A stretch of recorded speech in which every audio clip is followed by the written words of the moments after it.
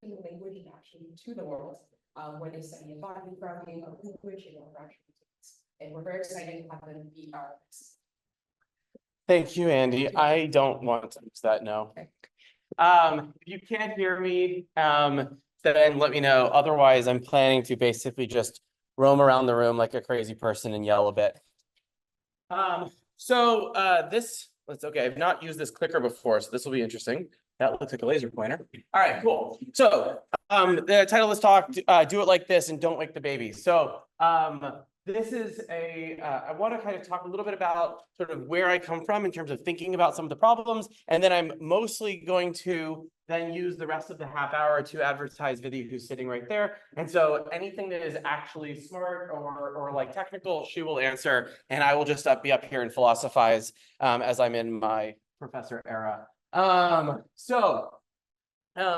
I like to sort of start off, but only if the clicker works. Okay, I like to start off thinking a little bit about sort of where I was when I started thinking about language grounding and embodiment. And for me, that largely is related to this work of Peter Anderson's. Now, obviously, language and robotics is much older than that. Stephanie Telix, for example, Joyce Chai being sort of the OGs of this space.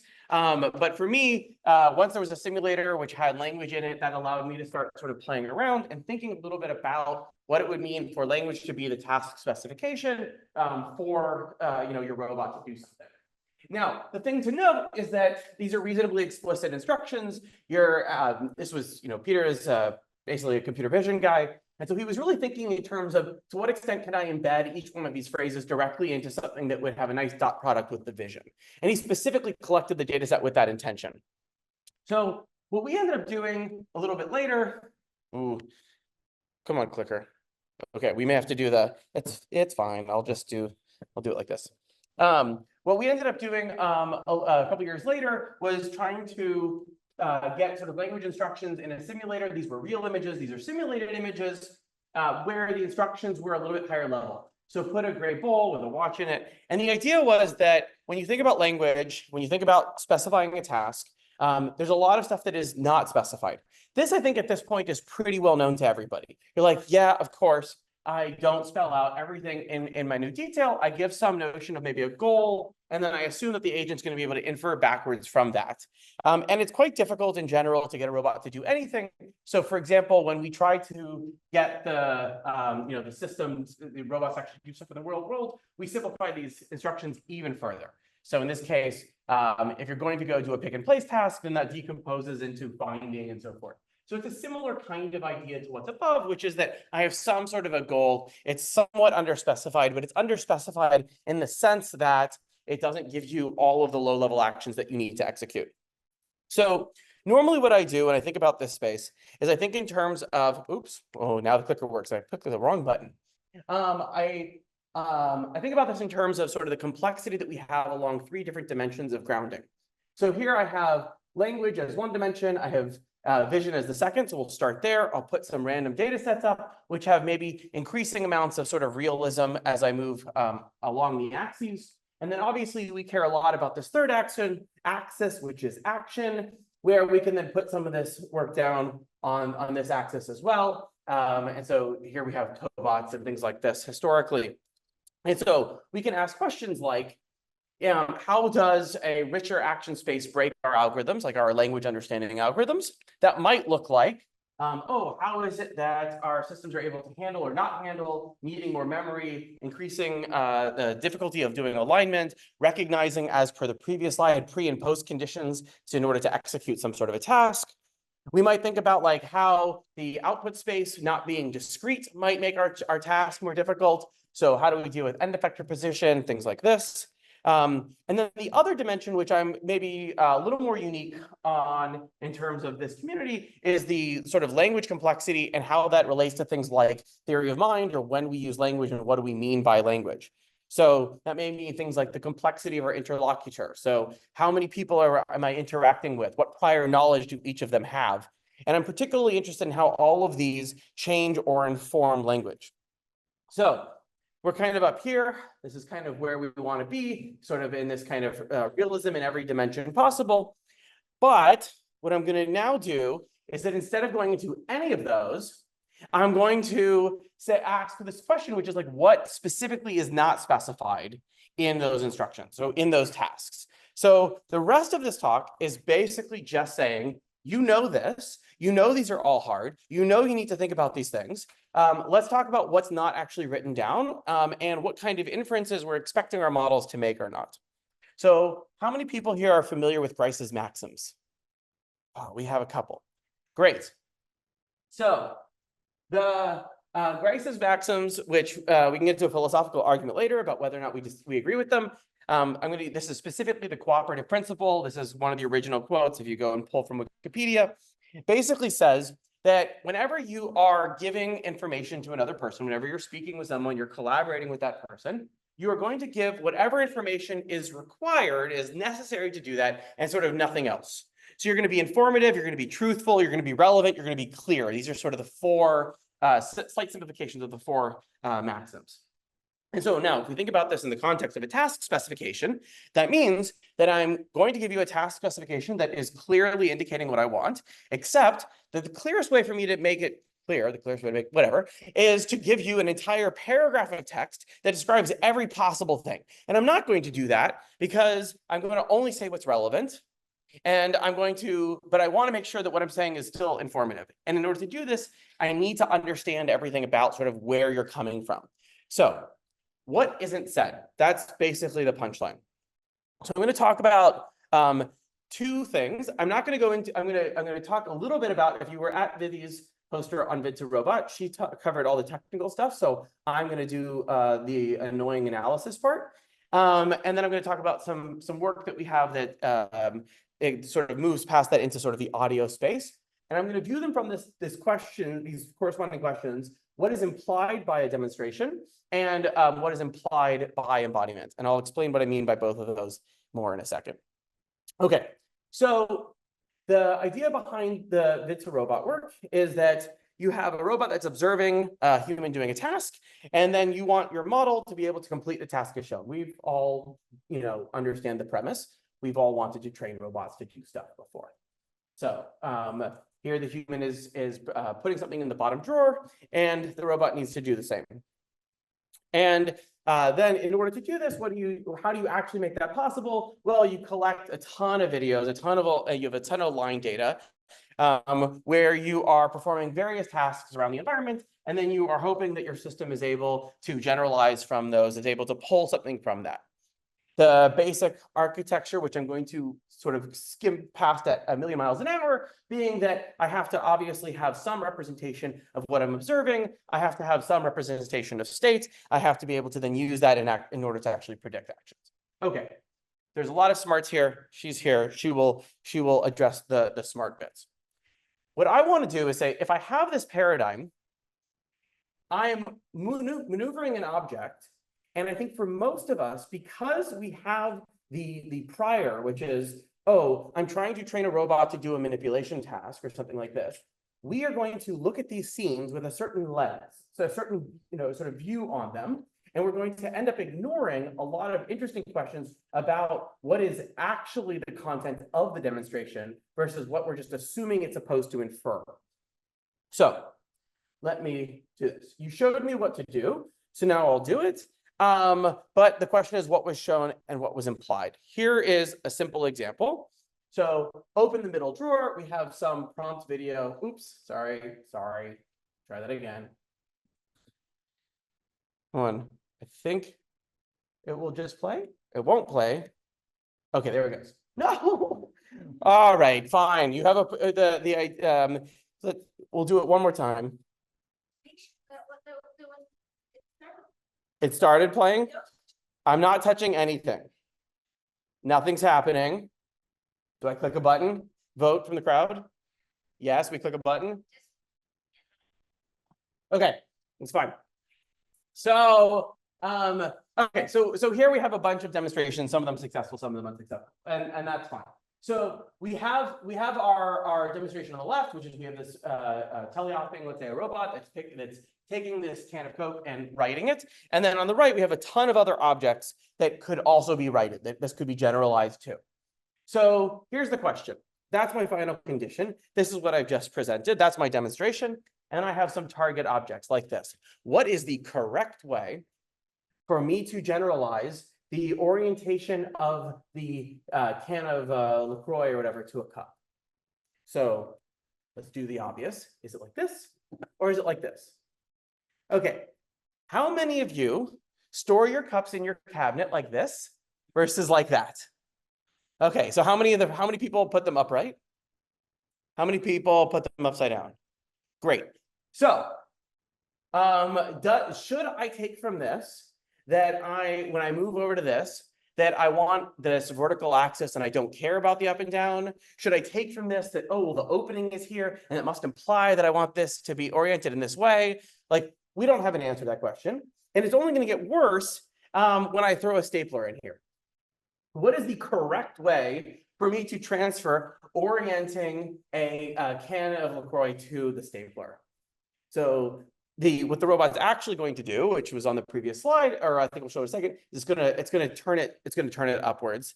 But you can see what's actually happening here is that if I give you the context, which is that if I had not asked this question, if I had not primed you, and I had simply given you these 4 objects, you would have said, oh, all of these are longer in one axis than another, or they're like semi-cylindrical if you kind of look at them the right way. And so like what's supposed to be happening is it's supposed to be inferring that there's a primary axis, and then I want you to do the movement along that axis.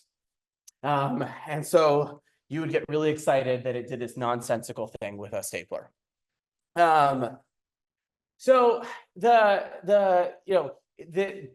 it's not wrong, it's just that it's not right. And I think that's like the thing that I basically want you to take away from this, which is that when you're doing these things, you have some intention about like what you're looking for. And when you don't have a complete task spec, there's no way for the model to know that that's what your goal is. And that's okay, because that's the same thing with humans. So it is not the case that as a human, you would have given a complete task spec. It's just that as a human, you would have had some additional context, like for example, in this case, 4 other objects that are all being oriented along that same axis. And so therefore, you would infer that what was intended was the following generalization. So let me give you a slightly more, I think, realistic scenario you might be in. So here we have a prompt video, which is closing the middle drawer.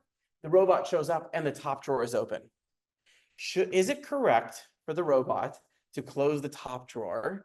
Or should the robot show up, see that the middle drawer is already closed and be like, oh, we're all good here? Right, there's no answer. That's going to be the whole theme here. So like there's, at a certain point, I'll just stop asking the question. But I really, really like this. I both really like it because I like the work and I like the fact that it is actually performing sort of reasonable actions in the world. But I also really like that it's such a beautiful demonstration of these issues that we run into. I think I'll do one last one. So here we have a demonstration video on the left, where the robot is going to go put the chips bag into this top drawer. And then on the right, we have 2 objects. So we have this RX bar and we have this apple. And so now it needs to perform the same task with both of those, which it should start doing now. Okay, which object should put it in the drawer? Which object? Okay, we have a vote for both. Anyone else, quick? Which one? Just either one, as long as it's one of them. No, okay, good. So it's going to go for the RX bar. And I think once you've seen that, you can make a counterfactual argument that was the right thing to do. And be like, ah, yes, it's the packaged food. Of course, to put packaged food in the drawer, you wouldn't put the fresh fruit in the drawer. It doesn't make any sense. We've achieved AGI in the form of food. Okay, so the actual process for creating this data, as I said, there's like she collects, gets all of this data together so we can do this. So that you have a bunch of these prompt videos where you have things that are distractors in the environment. Then you have the robot video where you have different distractor objects that are going to, that it has to actually do inference on. And so in this case, recognizing that the key items here are this green bag of chips, and then moving it next to the Coke can, and so not getting distracted by the other. And so we can do this for a whole series of these types of actions. So again, closing the middle drawer here, and then having that alignment. And I'm gonna, just for the sake of time, skip ahead a little bit and be like, there's a lot of these. So picking up all these, but every single one of them, when we look at the actual text, is by definition going to be underspecified. And I think there's also sort of something interesting about if you then were to look at the data distribution for training with transferring from a robot versus doing sort of a hindsight annotation kind of setup where you take the trajectory and then you label the goal versus having a human do something and then transferring it. Because again, I think that whenever we're in the mindset of the robot, we're going to sort of think about kind of these canonical atomic things that we're building from. And when we're just performing a task ourselves, we might not be doing that. So sorry for the black to white transition. So the what is state, what is assumed, what is the intent are all sort of underspecified parts of that. So that is the simplest case and sort of the first part of this talk, which is I thought I was just telling the robot how to do something. I thought it was totally obvious to the robot what I wanted to do, but I don't have common ground with the robot. I don't have theory of mind with the robot. So there's no reason that it should interpret these things the way that I did. And so therefore, it's unclear what the actual task specification was. The second thing that I wanted to sort of put in your head as like a thing that we've been thinking about is the fact that when you are an embodied agent in space, you take up space, you make noise, you exist. And so there's a similar question here, which is if I ask you to do something, what am I not saying because I am assuming that you understand it? So in this work, the idea is that if you have a robot that's in this space and you ask it to just do a simple navigation task, for example, in the environment, did you, as part of that, assume it was not going to do X, Y, or Z? So what did you assume? You assumed it was probably not going to run over the cat. You assumed it was probably not going to knock over a whole bunch of objects. But did you also assume that it was going to be maybe aware of the fact that this robot's quiet and this one is not? So if I was asleep in the other room, for example, is it supposed to be conditioning on that information? Is it supposed to be aware of that? And it's a thing which, again, if I was talking to a human, I would not say. If it was clear that I had just put the baby to sleep, I would really prefer that the person not run through the house banging pots and pans, or that they not slam doors, or they not do all the other kinds of things. They're not technically part of the task specification, but they are socially part of the task specification. And so therefore, they are important. So the question we wanted to ask here was, can we start to kind of look at what the challenges are for bridging that gap? So it's instead of just assuming that I have this world with no other people in it or there's no other consequences, can I start to think a little bit about that challenge? And what we don't fully address, but I just want to put in your head is that robots are not a single sound, right? So if the robot is running, it's much louder than when it's walking. Even with our quieter robot friend, when he's turning versus when he's going straight, he's going to make very different sounds. Now, if you've never worked with sound before, which is fine because a lot of us haven't, you might be familiar with this notion that it has a decay, right? So as I get further away, things get quieter. That seems to make sense. You took physics in high school, and they said something about moving air, bouncing into itself or something like this. And so if I gave you a room like this, and I said, like you're standing here and you're projecting out, you would basically draw correctly something that kind of looks like this, which is sort of like if I was producing a sound at a certain decibel, like here's how it's going to decay as it moves away from me. Similarly, though, if you were in a room like this, so if you were in GHC standing outside of our lab at CMU, then you would notice that there was this pane here, there's these stairs here, and you would start to have this slightly more complicated, you do it intuitively, but a slightly more complicated notion of the space, which is that there might be some amount of echoing over here, but some sound blocking that would happen if you were in front of it. If there's a student here that doesn't want to be disturbed, you would then sort of navigate in those other paths. And this is what the actual model starts to predict, which is that you do have these, most of us don't think in 360, so I realize it's like a little counterintuitive to look at. But this notion that like actually the sound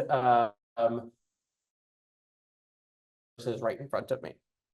So a simple way that you could try to approach this problem is that you could basically say, here's a 360 view of the environment. I have some listener somewhere. The baby is 9.6 meters in that direction. To what extent can I encode all that information and then predict how loud they would perceive me? And as was just implied on the previous slide, that's an incredibly complex nonlinear function. So it's a function of the architecture of the room that you're in. It's a function of the materials in the room that you're in, all of these other kinds of things. And so if we start to plot that, you end up with this crazy sort of distribution over the sound that's being received at these various distances from you. And here's your simple decay, here's your best fit, and here is what the model is trained to predict. Now, I think we can all look at that and be like, well, clearly it's amazing. What a wonderful model. There's red on top of blue. It's really hard to actually evaluate this because there's so many nonlinearities in this space because of all these properties, and there's so much that's unknown that what we're looking for here is basically sort of a distribution match. So we can at least see that there's more of that distribution match over here. We can see how things that are maybe within line of sight are getting a very different property versus those that are not, things like this.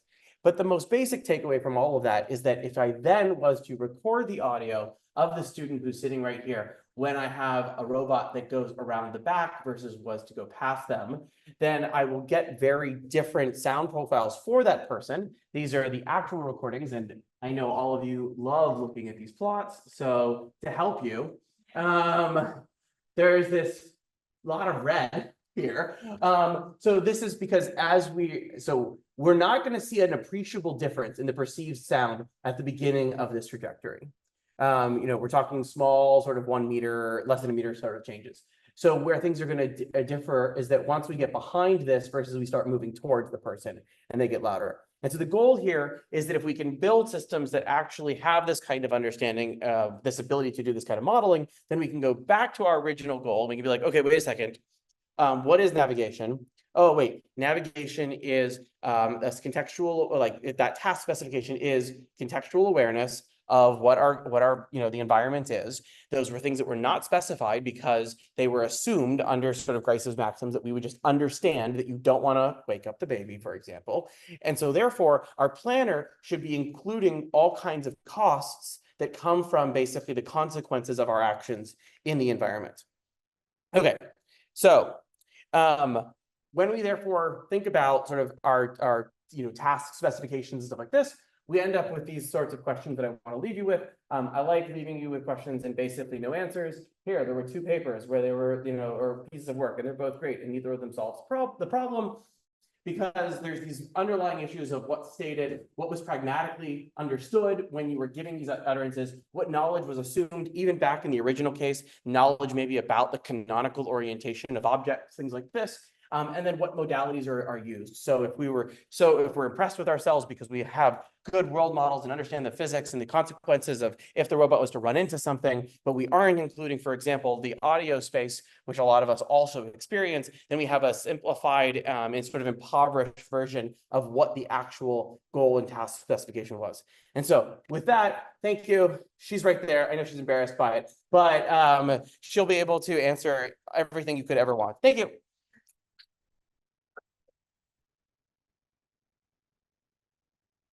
Rob, you have 4 minutes to begin, so we'll give them 2 minutes if anyone wants to begin. Yeah, hit me. I don't know exactly how to phrase this question. Best questions. Thank you. Great talk. I loved it. I really buy the vision, but I also wonder, your slides have text descriptions of things that you're looking for. And Bit2Robot is demonstrating these capabilities that are simple prompts, but if we make them more complex in order to capture some of these things that you would like to be either invariant to or conditioned on. Yes, so we maybe should. I don't want to. What I think I would like to do instead is come at this from maybe more like a continual learning paradigm or something like this, and think about what it would mean to compress all of that context when we then give that next demonstration. And so I think my ideal situation is that we don't actually make the prompts more complicated. We don't actually bake more in there, but we have models that have a better understanding of context. Yeah. Go for it. So, better understanding of context. Yeah, do you think it's realistic to have a model that has context that works for someone for life for people? Or how do you break it down? Just like we can't get to know. We have 3 to 5 years for AGI, right? So like, I think it's So I need to show. right. Yeah, so I think that this is not operational. We were having this discussion a little bit right before the talk actually. I think one of the key things that's missing okay, I want to be careful. Continual learning is a pretty broad field and a lot of great stuff in it. But at a very quick high level soundbite level, I think forgetting is not emphasized enough. And so I think that the idea is that, so yes, if the naive way that we see this happening a lot right now is that we basically just, have this growing prompt context window or something like this. And they're like, oh, well, now I have 1 million tokens with whatever else. I'll just keep putting, so I don't like that. But the notion that you should be you should basically be going to sleep every night. You should be distilling sort of some key sort of summary of what those experiences are, what things did or didn't change, what things are common, and then building sort of an updated representation that you use as your context for that environment for that person the next day, I think is a sort of more tractable proposal. Now, doing that cross-modally is still not easy. But is it something that you can foresee one robot, one context, particularly building that context? Do you see that's broader that can transfer situation? Are there some basic principles that? Yeah, I'm somewhat inclined against the notion of one robot that does all.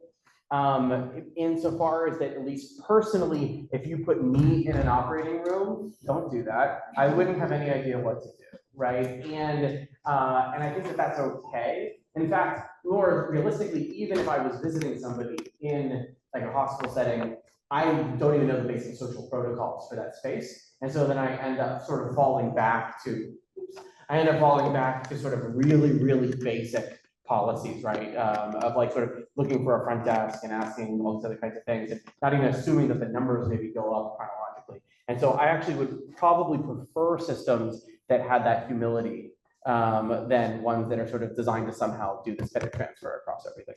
But yeah, okay, sorry, I will get out of your way. More round of applause.